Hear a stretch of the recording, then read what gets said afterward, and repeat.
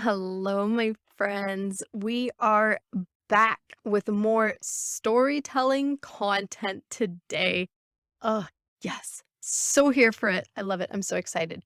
Today, we are going to dig into 6 things you need to write a story for your content. We've talked before about how stories are important, how useful they are for your business. And today we're going to dig a little bit into how to actually do that. And so, yeah, join me for these 6 things you need. Let's get started. This is Confident Communication for Entrepreneurs, the place where we embrace who we are and use it to our advantage in our businesses. We don't change who we are to fit the marketing rules. We break those rules and maybe make a few of our own too. You get to set the standard for how you communicate in your business, and I'm here to help you do that. It's time to share your message in a way that feels great and is totally aligned to who you are. So, grab a coffee and join the party. Oh, you guys, it is so good to have sunny weather. You have no idea. I can wear cute dresses. I have iced coffee instead of regular coffee for like the first time this year.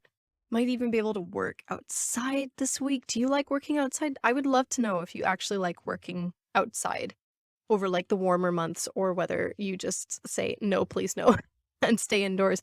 I'm super curious. I feel like everyone's really different on that, but I love just being able to work outside. It just seems like such a peaceful place to sit and write or to do some planning.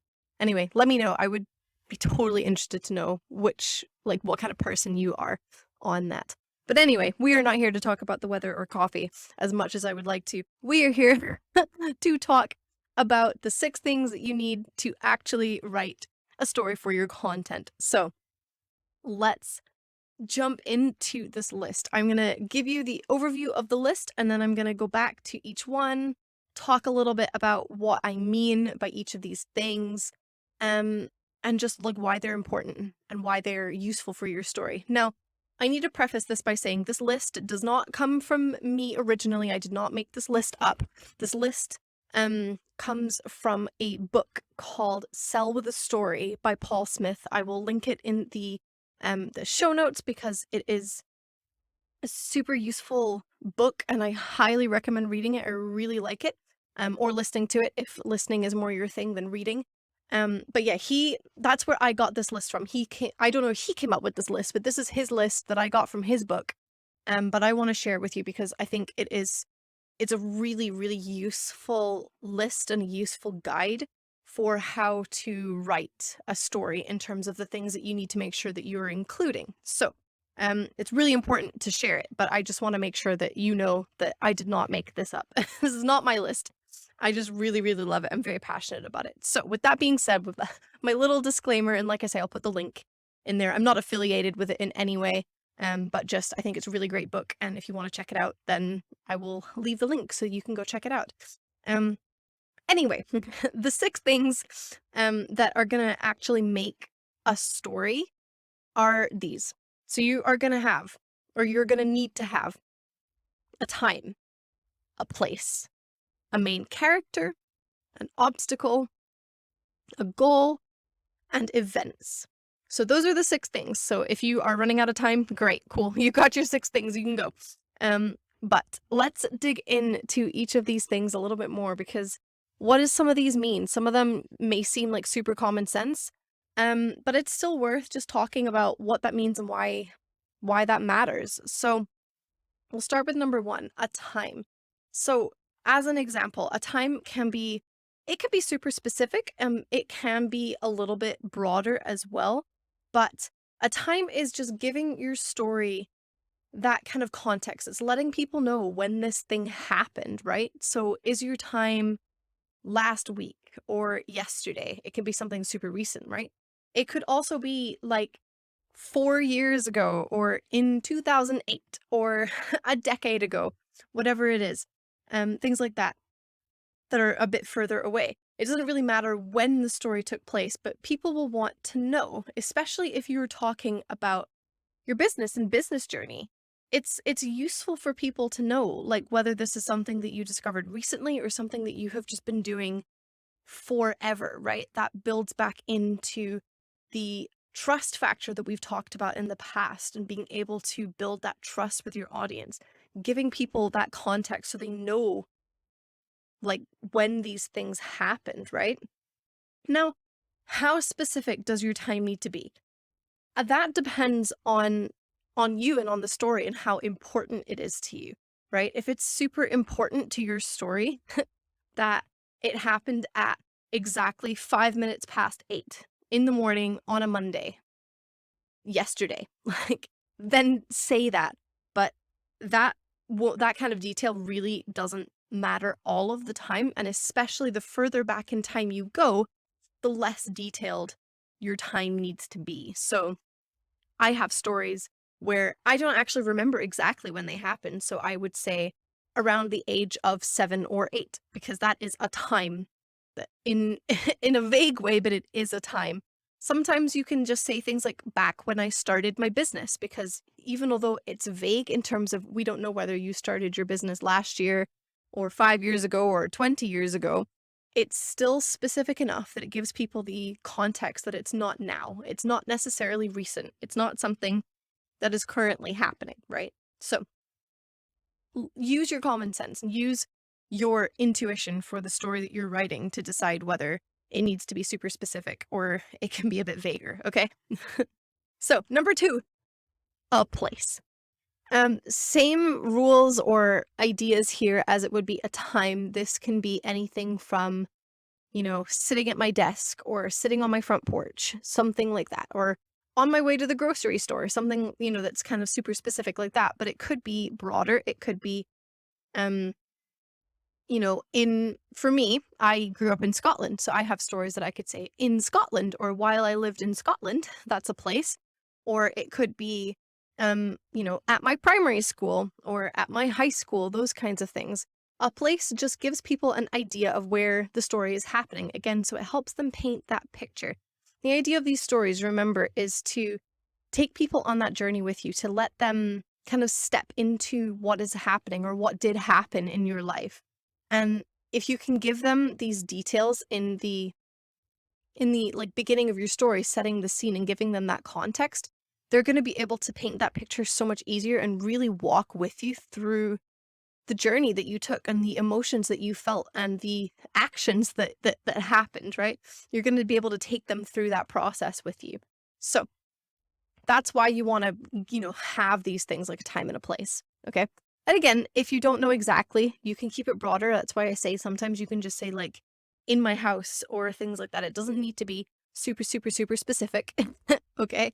But if it needs to be super, super specific, then let it be super specific. It comes back down to your intuition, based on the story that you want to share with people, how specific or vague you want to be with these things. Okay, number 3, a main character. So this makes it sound a bit more like fiction than real stories. This is just a way to refer to the subject of your story. Most of the time, this is going to be you. Like you're the one sharing these stories. It's about your life. So even just saying, I was at the grocery store, you've given us a character. You, right? But you don't need to be the character, the main subject of your story if you don't want to be. There's some amazing stories that you could share about someone that is inspirational, someone that you look up to, or a friend or a colleague, or maybe your coach or mentor or someone like that. So then you could share their story, and that could be the character for the story, right? But there needs to be a character, whether it's you or someone else. There needs to be a character. There is no story if there is no character. And the reason is it's just that same thing of being able to be in the moment and in that moment of the story. If there's not a person going through that journey, then it becomes very hard to relate to. It makes it feel like it's not real. It's just a list of facts or something, right? It's not a story anymore because there's nobody there experiencing it. So there needs to be a character. Like I say, most of the time it will be you, but not always. So don't feel like it has to be you. You can tell someone else's story as part of your um brand messaging or your business messaging. Okay, number 4, an obstacle. So this is just the idea that your story needs to have some sort of thing that your main character is trying to overcome. It can be super big, it can be super small. It really doesn't matter. But there needs to be something that is being overcome. So for example, my favorite example to give as it's kind of a silly example, but like maybe your story here is that you are going to the grocery store because you need to buy groceries. So your story could go something like this. Last week I needed to go to the grocery store, and as I was leaving my house, I realized that I dropped my shopping list in the laundry and put the laundry basket already in the washing machine. So I didn't have my grocery list anymore, or something like that, right? So that's your obstacle there, is your grocery list no longer exists. How are you going to overcome this? Well, you write a new list or something like that, right? It's a bit of a silly example, but it just is just demonstrating the point that your obstacle doesn't need to be Mount Everest, right? Your obstacle could be, I lost my grocery list. Other examples of an obstacle could be, like trying to work out how to connect with your audience, or trying to cook healthy meals for your family or your children, trying to homeschool them and get them to like be engaged and pay attention. Any number of things like that, right? Those are just some examples off the top of my head. But anything that is a block in some way, that's an obstacle. And this is what I think the most important part of the story, because this is where you get to share something that you've learned, or that the character learned, if you're talking about someone else. What did they learn? What did that process look like? And that's why the goal is so important, because this gives your story the power, right? It makes it interesting, because we want someone to cheer on. we like stories that have a hero that has to try and beat the villain, and there's lots of things in their way that prevent them from doing that, but they try and they try and they try, and then they succeed, right? And well, maybe they don't succeed, but we love those stories of like the battle of trying to overcome this thing. And almost every single story will have this pattern in some way. There will be an obstacle, a hurdle, something that requires someone to face something that they've never faced before and they don't know what to do about it. So your story needs to have something like that in it too. Now, like I say, it doesn't need to be dramatic, but there needs to be something in there, because that's what's going to captivate people and reel them in and hook them and keep them engaged as you tell your story. And this is the thing that gives you the opportunity to share a lesson or something that you've learned throughout the process too. Number 5 is a goal. Now, this will normally come before an obstacle, so the list is written out in a bit of an odd way. But the goal, you will normally state it pretty early on in your story as well. What is it that your character is actually trying to do, trying to accomplish? This is not the same as the obstacle. The obstacle is the thing that gets in the way of the goal, the thing that's preventing the goal from being reached. So in our little grocery store example, the goal is to go do the grocery shopping. I want to go to the grocery store and buy my groceries, but the obstacle is that my grocery list ended up in the laundry, and now it's just, it doesn't exist anymore. So you're normally going to state your goal before you encounter your obstacle, but you need to make sure that you have both, because each one requires the other. A goal is not very worthwhile if there's nothing that's in the way. And that's the power of your stories, is that you have a noble goal and something got in the way of it, and your story is your journey through that process. So, a goal, very important. Make sure that you have one. Again, it doesn't need to be like Mount Everest. Like I say, in our silly example, it's just the grocery store. Your goal could be posting consistently on social media, or your goal could be, I don't know, having a happy relationship with your spouse or something like that, right? Your goal doesn't need to be the most dramatic thing ever, but there needs to be a goal of some sort. Okay. Now, the last thing, number 6, events. So this just refers to things that happen in your story, having some details, having some things that go on. So a story is not much of a story if you say, Once upon a time, there was a lonely woman, and then she walked down the path and found a man, and they got married. The end. It's not much of a story. It's really boring. It's not very exciting, right? Like, think about Snow White, right? Like this beautiful girl out in the woods. It's not just girl meets boy and they got married, right? He's got to go fight a dragon. She's battling with the fact that the queen wants to kill her and she gets put into a sleep. There's all the dwarfs that do all sorts of things. There's all these things that happen that together that make a story. It isn't just A to B in 2 seconds. Now, you don't need to write like a whole novel, especially if you're on social media. Nobody wants to read a whole novel, right? Like long posts are good, but you're not writing a book. It doesn't need to be super, super, super long, but you still want to include some events. So if we're going back to our grocery store example, some of the details are, did I pause the washing machine to see if I could try and retrieve the list? Did I actually just decide to start over and write a new one? Or maybe I decided to just screw the list and go to the grocery store without one and just buy whatever I wanted to and see how it went. Like what happened in the process of me trying to reach the goal? This is where the bulk of your story is going to be. This is where the meat is, right? Is taking people through those details of what happened, what were you doing, what were you trying to do to overcome your obstacle?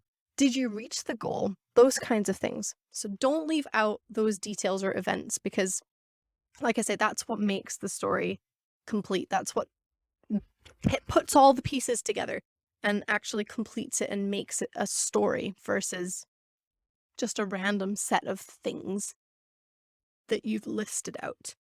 So those are the 6 things. I'll go over them once more just to give you a little refresher. So the 6 things that you need to include to actually write a story: you need a time, you need a place, you need a main character, you need an obstacle, you need a goal, and you need events. And if you can have all of those things in your content, in your story, whether you put your story on social media or you put your story on like a podcast or on your website or a blog post or wherever it is it's going to go, have those 6 things in there. Make sure they're the things that are going to make that story more compelling and actually make it a story, right? And something that's interesting to read. So I want you to try this out. Try a silly example before you try like a proper business story. If you're not feeling like you're quite ready to jump straight into a business story, try out something silly. Like just think about something that you did at the weekend and practice writing it out, right? Like use those 6 things to write about your weekend and either just try it out on your own and in a journal or a Word document or something. But you can also totally come into my Facebook group and try it there and just tell me that you're trying out the podcast episode exercise, that tag me in it. I'd love to be able to read it and see it. So yeah, you could totally do that if you want to practice somewhere like that isn't just your journal. So you can totally come to my Facebook group for that. That's what it's there for. It's there to support you. My Facebook group is Confident Communication for Entrepreneurs. So same name as the podcast. So just hop over there if you want to and post your story in there. It'd be so fun. Plus I get to learn what you did at the weekend, which would be really cool too. But if you don't want to do that, totally fine. Do it in your journal. But I want you to practice this one way or the other. Just practice using these 6 things and write out a little story for yourself. So that's what I would love for you to do. Do let me know how it goes, and I will see you in the next episode. Bye. Want to practice what you just learned? Or maybe you just have a couple of questions. Join me in my Facebook group, Confident Communication for Entrepreneurs, where you can connect with me and a bunch of other amazing business owners working to sell their offers their own way. If you want to dig a little deeper, go to sarahbeisel.com/resources, where you'll find all of my free stuff to get you started on your journey towards authentically and confidently communicating with your ideal clients. And if you're ready for that next step, head over to sarahbeisel.com/workwithme to learn about my coaching, courses, and program. I'll see you there. And if not, then I'll see you next time.